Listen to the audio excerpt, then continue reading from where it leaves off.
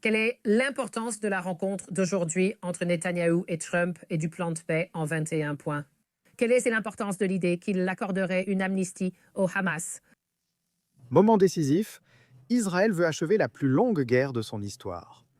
Elle veut finir la guerre en ramenant les otages et en retirant le Hamas du pouvoir pour empêcher tout nouveau conflit.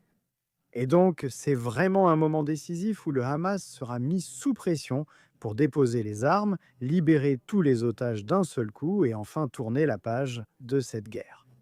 Le président Trump présente un plan en 21 points, et ce plan dit essentiellement que soit le Hamas se démantèle lui-même, soit Israël continuera de traverser la bande de Gaza, de démanteler le Hamas, de le désassembler et de remettre la bande de Gaza à une autorité transnationale qui la dirigera. Certains parlent que de Tony Black.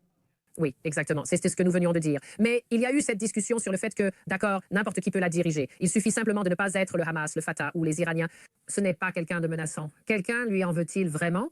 Je veux dire, c'est la réalité. Il y a une raison pour laquelle l'Égypte n'a pas ouvert sa très grande frontière avec Gaza. Ils ne veulent plus du peuple palestinien, pas plus que les Jordaniens. Les Saoudiens n'en veulent plus. Personne ne veut vraiment de ces gens parce qu'ils ont été tellement radicalisés au cours de toutes ces années, Dieu sait combien, avec le Hamas à leur tête. Alors, est-ce que quelqu'un veut vraiment de ce travail? Personne ne souhaite vraiment gouverner la bande de Gaza, du moins pas en s'engageant vers un avenir de paix avec ses voisins. Israël ne le voulait pas et s'est retiré il y a 20 ans. Exactement. Israël a quitté Gaza il y a 20 ans et a ensuite subi des tirs de roquettes sur Tel Aviv et les attaques du 7 octobre où des familles ont été brûlées chez elles et des otages emmenés à Gaza.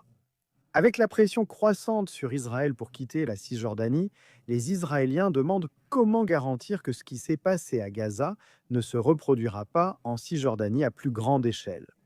Et le véritable défi, donc, après cette guerre, si elle se termine bientôt, sera de savoir comment transformer Gaza, qui est aujourd'hui une grande rampe de lancement pour des attaques contre Israël, en une entité pacifique qui vit en paix avec son voisin Israël et qui n'est pas engagée dans davantage de djihad contre eux. Voilà le problème. Lors de la conférence du parti au Parlement, des militants pro-palestiniens ont interrompu en accusant Israël de génocide et de famine de masse à Gaza depuis 2 ans. Encore une fois, ce sont deux mensonges complets.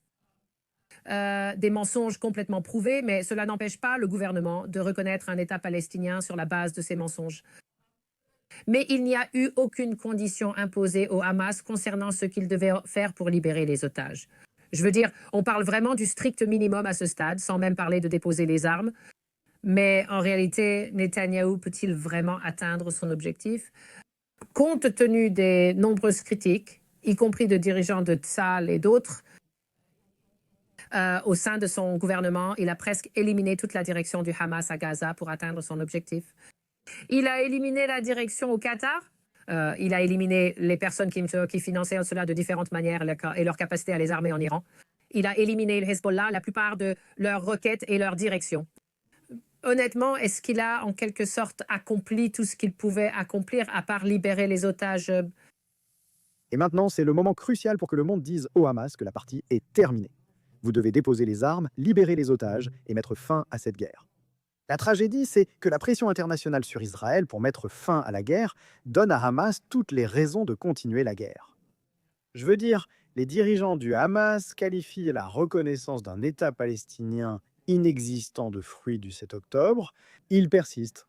Razik Ahmed a affirmé à Cable News Network ce week-end que l'un des bénéfices du 7 octobre est la condamnation d'Israël.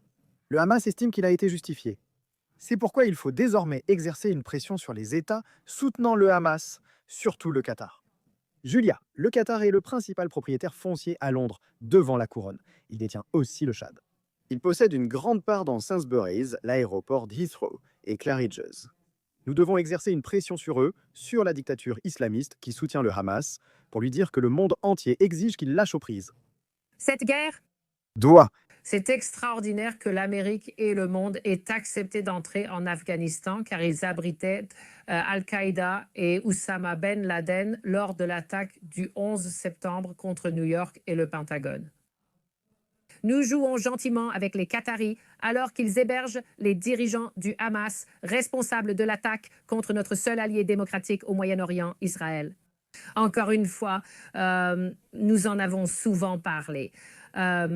C'est incroyable que des personnes comme Kirstam, Macron ou d'autres disent aux Israéliens de vivre avec ceux qui ont juré de les anéantir et ont célébré non seulement une attaque terroriste, mais aussi une invasion ignoble.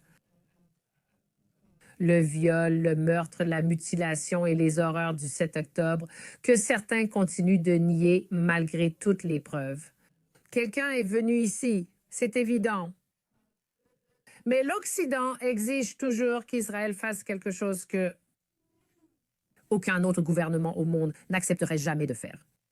Oui, Julia, je pense que le comportement des gouvernements britanniques et français a été honteux, parce qu'ils ont essentiellement fait pression sur Israël pour qu'il mette fin à cette guerre contre le régime djihadiste qui a déclenché cette guerre.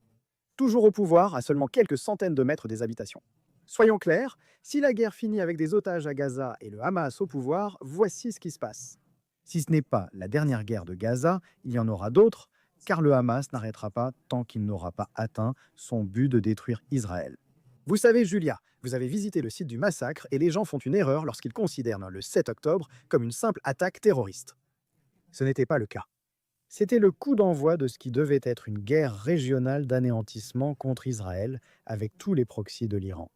Le Hezbollah libanais, les Houthis yéménites, le régime iranien et le Hamas qui a mal choisi son moment.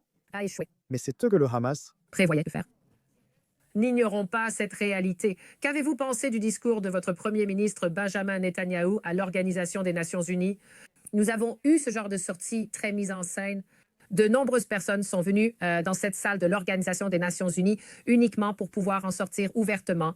Oh, regardez, c'est le dirigeant génocidaire d'Israël et nous sortons tous parce que c'est tellement moral. Qu'en as-tu pensé, sachant qu'il n'éprouve pas la même chose envers tous les dictateurs génocidaires qu'ils écoutent et applaudissent? Oui, rappelons-le, la plupart des pays aux Nations Unies ne sont pas des démocraties. La plupart sont des autocraties, des dictatures, sous une forme ou une autre. Je pense que nous nous trompons tous en donnant une autorité morale aux Nations Unies. J'ai vu que de nombreux diplomates, principalement de pays islamiques, ont quitté le discours de Netanyahou. Cela ne m'a pas impressionné. C'est quelque chose qu'ils font chaque année. Et ils l'ont fait à l'Organisation des Nations Unies, qui est censée être un lieu où l'on s'assoit pour écouter des points de vue différents d'autres dirigeants mondiaux et essayer de résoudre les problèmes par le dialogue. Quitter la salle lors d'une telle crise puérile est impoli et mine les valeurs des Nations Unies qu'ils prétendent défendre.